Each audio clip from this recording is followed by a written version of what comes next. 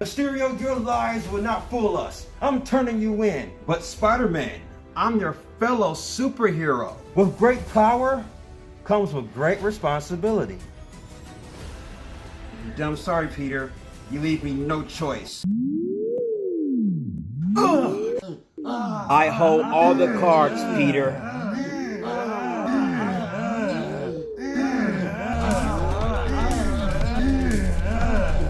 You would not take what is supposed to be mine.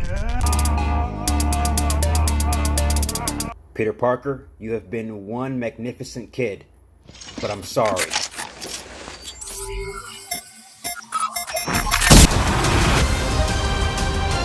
Spider-Man Far From Home has been in theaters for quite a few days, so hopefully you guys got a chance to see it. This is a spoiler review. I'm going to go in depth, so this video will contain major spoilers. If you haven't seen Spider-Man Far From Home, I recommend check out my spoiler-free review in the link in the description below. But if you've seen Spider-Man Far From Home, you have entered in the right place. In this spoiler review, there's a few things I just got to talk about. I just got to talk about Spider-Man, Mysterio, the two end credit scenes. In my spoiler-free review of Far From Home, I said that this film is literally the best live-action Spider-Man film since the Raimi film, Spider-Man 2. In my review, I mentioned that one of the best things about his character is they got his character arc from the comic books and they gave this character arc to Tom Holland's Spider-Man. I felt like his character arc was relatable. He strictly was a kid that just wanted to have a vacation. He wants a little bit of me time. He wants to focus on MJ. You know, his story arc is relatable. He's just a kid who just wanted to get the girl. That's it. The action sequences with Spider-Man is as intense. It's much on a bigger scale. I feel John Watts did a lot more, like on a technical standpoint, revolving around those action sequences. Because in the first one, I felt like he was a little stale. He's a little bit stiff. I don't know. The camera angles was a little stiff. But in this movie, it was much more loose. A lot more explosions. A lot more camera angles that shifted to a first person and a third person perspective. And this movie had a final swing sequence. Just like in the first Spider-Man movie that came out in 2002 and the second Spider-Man movie that came out in 2004. It's so refreshing just to get a glimpse of that final swing sequence. But Jake Gyllenhaal, who plays Mysterio, is actually a villain, and I completely love Mysterio's character. This was a Mysterio that was ripped from the pages of the comic books. A little bit disappointed that they killed him off, or did they? I don't know, but I just felt like killing him off was a little bit too early, especially for an A-list actor named Jake Gyllenhaal, where I felt like they could just use him for like future sequels or later down in Phase 4. Maybe down the road they can bring him back if he is dead. They can do the same thing with Killmonger, because Killmonger might make an appearance in Black Panther 2. That's just a rumor. I thought Mysterio's story made sense with the confines of the story, even though I have certain issues with some of the plot points revolving around his story. But I will get to that in a second. But the climax of the whole entire movie is when the whole entire world knew that he is Spider-Man, that Peter Parker is Spider-Man. And I'm just like, whoa, it's like a huge one of those last 5 seconds just that completely like messes up your mind, where the whole entire world knows who Peter Parker is. Like, I don't even know how they're even going to go. How they gonna go from that? Like, what direction they're gonna go? I don't even know. I'm clueless. The fact of the matter is that we saw a fan favorite. We saw an old face. We saw J.K. Simmons return as J. Jonah Jameson. Controversy. Want to get this out the way. There's been some controversy revolving around J.K. Simmons' character, J. Jonah Jameson. Apparently, his style kind of offended people because his style reminded people of Alex Jones. He's an American radio host. If you don't think about Alex Jones, just be excited J. Jonah Jameson is back in the MCU, who's being played by a fan favorite as J.K. Simmons. Just don't think about Alex Jones if it's a problem. So, I don't even know why it's controversy, but people always find little small things to bullshit about. As in the last final part of the whole entire movie is when Nick Fury was on the space station, and Nick Fury and Maria Hill were actually Skrulls. Now, there was something odd when I first saw the movie. Like, by watching this movie, I could tell that something was off because Maria Hill, she called Nick Fury Nick. And I'm just like, and I remember the scene Nick Fury was like, no one calls me Nick or Nicholas or my name is Fury. Everyone calls me by Fury. My mom calls me Fury. Once she called him Nick, I was like,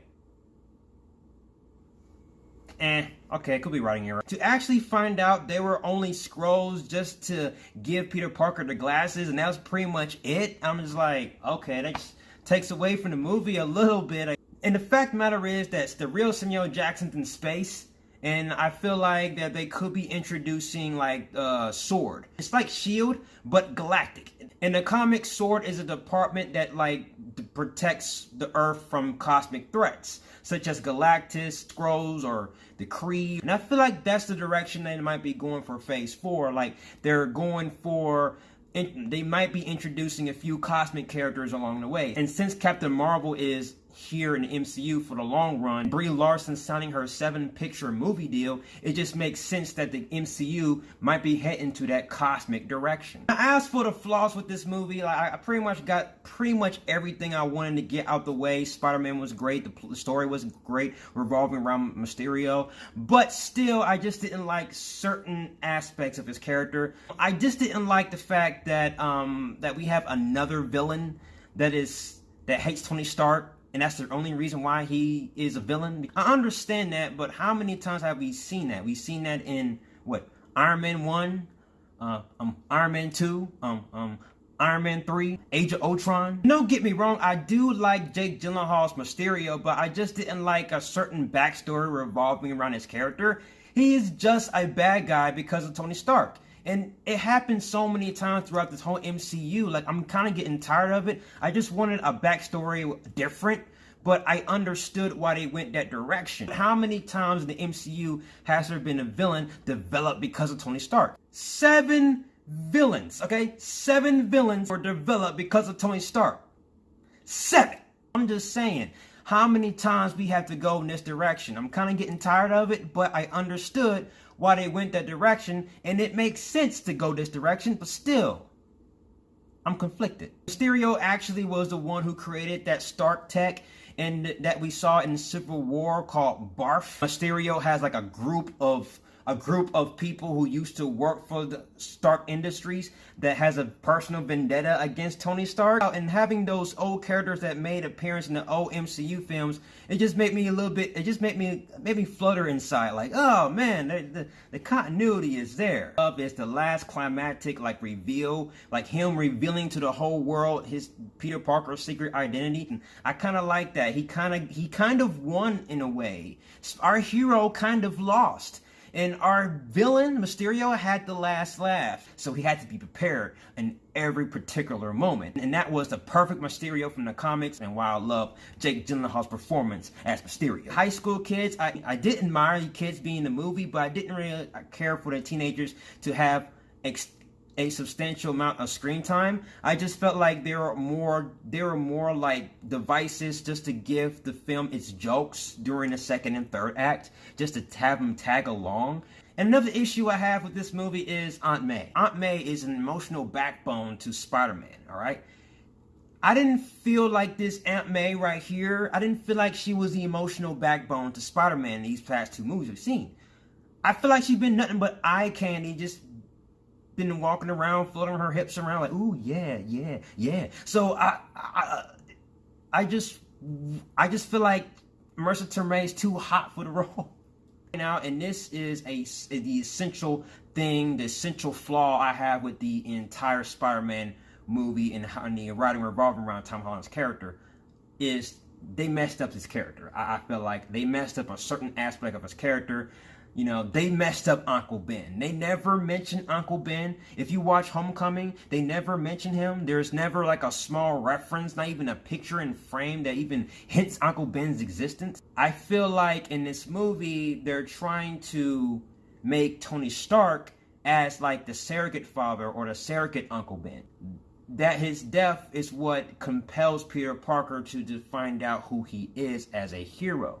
Just like in the comics, when Uncle Ben died or was killed, it allowed Peter Parker to figure out who he wants to become, which was Spider-Man. I just at least want them to at least mention his name, or just in some possible shape and form. But like I said before, Far From Home is one of my favorite Spider-Man films, live-action Spider-Man films in my life, and also one of my favorite films of the year. I really do love Spider-Man Far From Home, and that's, what can I say? That's my spoiler review. And if you like everything you see and you agree, subscribe to my channel and join me in the Batman family. I'll have more Batman-tastic reviews in the way. Give me your thoughts on Spider-Man Far From Home. Give me all your spoilerish thoughts, and we'll talk about it. And I'll see you guys in the next video. Alright guys, thank you for watching. You have been warned. Till then, ciao.